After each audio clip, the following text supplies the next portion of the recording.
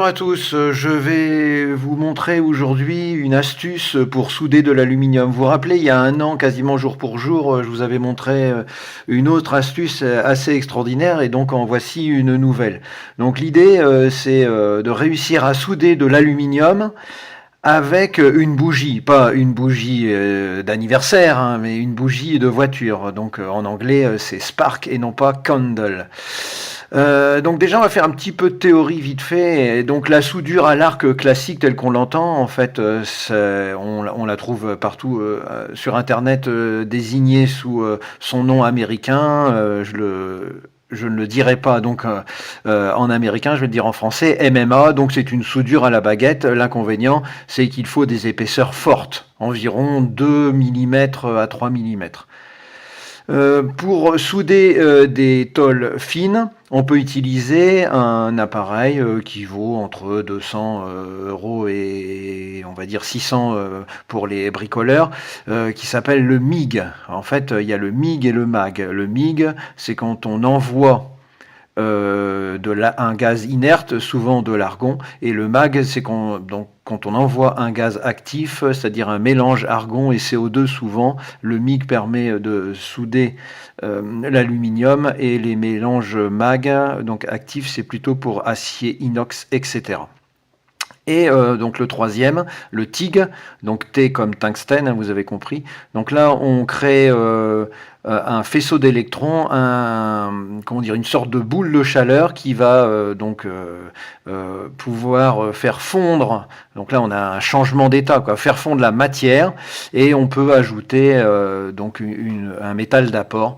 Donc un TIG, ça vaut environ entre 200 et 500 euros pour un bricoleur.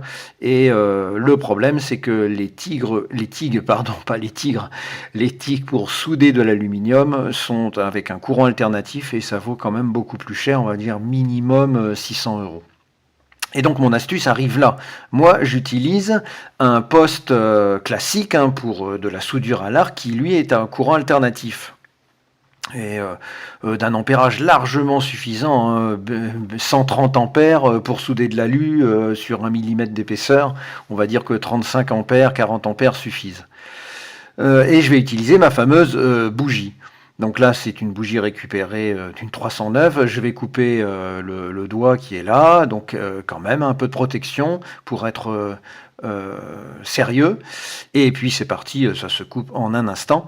Et je vais casser cette partie-là pour pouvoir la pincer. Voilà, un petit coup de meuleuse pour que ça passe. Et donc maintenant, je vais pouvoir mettre la bougie sur la pince. Donc on peut régler un peu plus bas, puisque comme je vous ai dit 130 ampères, là c'est le maximum, et on va dire 30 ampères, 40 ampères, ça suffira. La tension, c'est du courant alternatif forcément. La tension, elle est là à 42 volts, donc c'est une tension à vide. Donc attention, en charge, on peut diviser, descendre à peu près par un coefficient de racine de 2, donc par 30%. Et cette tension, elle est là un peu trop élevée. Donc quand on soude avec du TIG, on est plutôt à une vingtaine de volts. Mais c'est comme ça, c'est du bricolage. Alors je prends juste un petit morceau d'aluminium, c'est du 1 mm d'épais, pour la démonstration. Donc bien sûr, je mets ma masse au bon endroit. La matière, on peut ce qu'on appelle la blanchir quand il s'agit de la cire, donc la poncer, et puis la dégraisser à l'acétone. Bon, bien sûr, il ne faut pas laisser la bouteille d'acétone à côté, c'est presque évident. Donc là, j'y vais avec mon astuce. C'est une amorce au grattage, comme d'ailleurs un soudage TIG quand on utilise un appareil assez bas de gamme, quand on n'a pas de HF.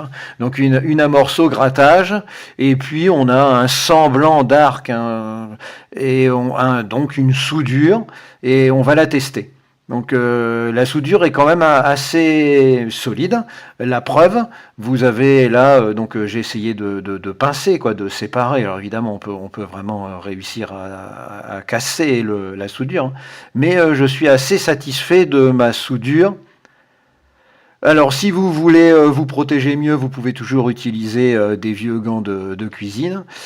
Et puis, encore une astuce que nous verrons la prochaine fois. Donc, avec une pile 9 volts et une lame de couteau, comment faire une découpe plasma sur donc de l'acier d'environ 15 millimètres d'épaisseur. Alors bien sûr, il faut un compresseur, hein, parce que comme vous le savez, quand on fait la découpe plasma, il faut envoyer de l'air sous 5-6 bars. Merci pour votre attention.